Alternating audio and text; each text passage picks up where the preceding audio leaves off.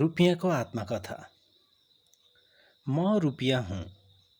म त्यो शक्ति हुँ जुन शक्तिको भरमा संसार चलिरहेको छ। म छैन भने दुनियाँको कारोबार रोकिन्छ। संसारका अधिकांश मानिसहरू मलाई पुज्छन्। अति अल्प मानिसहरू मलाई वास्ता गर्दैनन्, मलाई तुच्छ ठान्छन्। तर तिनीहरूको काम पनि म नभई चल्न सक्दैन। तिनीहरूले जत्तिकै मेरो तिरस्कार गरे तापनि आखिर तिनीहरू मेरै शरण पर्न आउँछन्।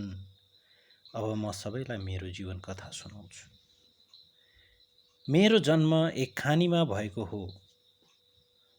म जन्मेको खानी मेक्सिको सहरमा छ अनि यो सहर उत्तर अमेरिकाको एक स्थान हो। म जन्मदा मेरो यो रूप नभएर अर्कै रूप थियो। मलाई त्यो खानीबाट खनेर निकालियो। अन्धकार धरतीको गर्भबाट उज्यालो दुनियाँमा आउन पाउँदा मलाई खुबै हर्ष लाग्यो। तर आफ्नो मूल घर छोडेर आउनु पर्दा दुःख पनि लाग्यो। खानीबाट निकालिएपछि मलाई भट्टीमा लगेर गालियो। त्यस बेला मलाई यस्तो लाग्यो कि मेरो अग्नि परीक्षा भइरहेछ। गलिसकेपछिको मेरो चमचमायमान रूप देखेर तिनीहरूले मेरो नाम चाँदी राखे। चाँदीको रूप लिएपछि मलाई भारत पुर्याइयो। मलाई मानिसहरूले कलकत्ताको बन्दरमा उतारे र कलकत्ताको टक्सालमा पठाए। टक्साल पुगेपछि मैले फेरि एकपल्ट अग्नि परीक्षा दिनु पर्यो।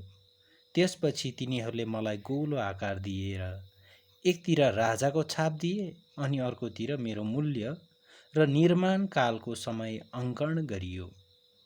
त्यति भएपछि तिनीहरूले मेरो नाम रुपियाँ राखे। रुपियाँको रूप धारण गरेपछि मेरो वास्तविक संसार यात्रा वा जीवन यात्रा प्रारम्भ भयो। टक्सालबाट निक्लिएपछि म मेरो अनगन्ती साथीहरूसित ब्याङ्कमा पुगेँ। ब्याङ्कमा म अरू साथीहरूसित बसिरहेको थिएँ।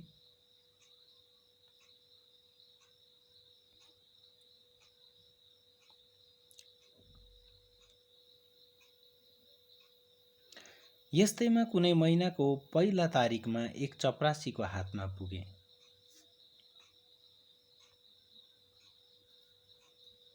उसले मलाई ठुलो इज्जत दियो। उसले मलाई घरिघरि हेर्दै ढोग्थ्यो। म उसको न्यानोपनमा एक रात मात्र बस्न पाएँ। तब उसले मलाई लगेर एक सानो सब्जी दोकानेको जिम्मामा छोडिदियो।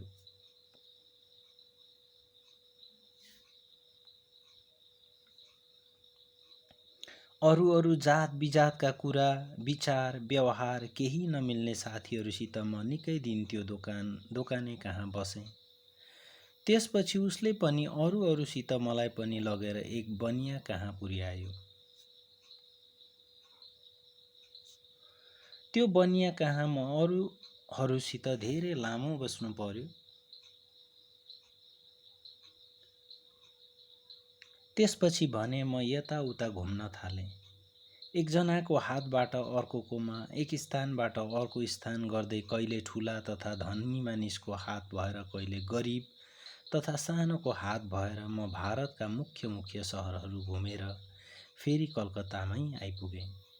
यसरी घुमिहिँड्दा कसैले त मलाई वर्षौंसम्म कन्तुरमा कैद गरेर पनि राखे। यसरी कैदी बन्नु पर्दा मलाई हुनसम्मको रिस उठ्थ्यो र कन्तुरै फोरेर उम्किजाउँ भने झैँ लाग्यो। तर उन्मुक्त भएपछि क्षणमा हातै हात नाची हिँड्नु पाउँदा भने मलाई अपार आनन्द लाग्यो। यसरी कहीँ नबिसाई हात घुम्न पाउँदा जिन्दगी चल्नु फिर्नु नै हो भने झैँ लाग्थ्यो। यसरी धेर ठाउँ घुम्दा धेरैका हातमा हुँदा मेरो शरीरमा भएका अङ्कणहरू धमिलिँदै जान लागेका थिए। मलाई म खोटा रुपियाँ बन्छु कि भन्ने डर लाग्न थाल्यो। हेर्नुहोस्, मैले मेरो यात्रामा धेरै किसिमको अनुभव गरेको छु। कहिलेकाहीँ मलाई लाग्छ कि म सर्वशक्तिमान छु। मेरो त्यस्तो असाधारण शक्ति नभएको भए मलाई प्राप्त गर्नका निम्ति मानिसहरू कठोर परिश्रम गर्ने थिएनन्, ढाक्ने छल्ने थिएनन्, अत्याचार लुटपिट र यहाँसम्म कि मानिसले मानिसकै हत्या गर्ने थिएनन्। साँच्चै गर्वै गर्नु हो भने ममा शङ्करको त्रिनेत्र खोल्ने शक्ति छ। म लाटालाई बाठो, लज्जाशीललाई निर्लज्ज, रङ्कलाई राजा तुल्याउन सक्छु। एक पलमा म झुपडीलाई महलमा परिवर्तन गरिदिन सक्छु। भुइँमा सुत्नेलाई न्याम परेको मुलायम ओछ्यानमा पल्टाइदिन सक्छु। मलाई मन नपरेकाहरूलाई म यसको ठिक विपरीत पनि गराइदिन सक्छु। जसले मेरो चाहना आफूलाई चाहिए भन्दा बढ्ता गर्छन् त्यस्ताहरूको म निन्द्रा, सुख, आराम र शान्ति खोसिदिन्छु। त्यसको सट्टा म तिनीहरूलाई त्रास दिन्छु। मेरो महिमा अपार छ, त्यसैले मलाई प्राप्त गर्नका निम्ति मानिसहरू आज आफैलाई समेत बेच्न लागेका छन्। अरू कुरा त परै राखौँ, मेरो कथा जति सुनाए पनि टुङ्गिने होइन। अन्तमा मेरो भन्ने कुरा के छ भने मैले जीवन यात्रामा नाना थरीको अनुभव गरेँ, विचित्र विचित्र दृश्यहरू देखेँ। मेरा निम्ति मानिसहरूले गरेका कामको वर्णन गर्यो भने त्यसले टुङ्गिने नाम लिने छैन। यसैले मैले भने म सर्वशक्तिमान छु। यसरी पाको हुँदै गएकोले हिजआज आफ्नो शक्ति देखाउने काम अरूलाई जिम्मा दिएर मैले मेरो चोला फेरेको छु।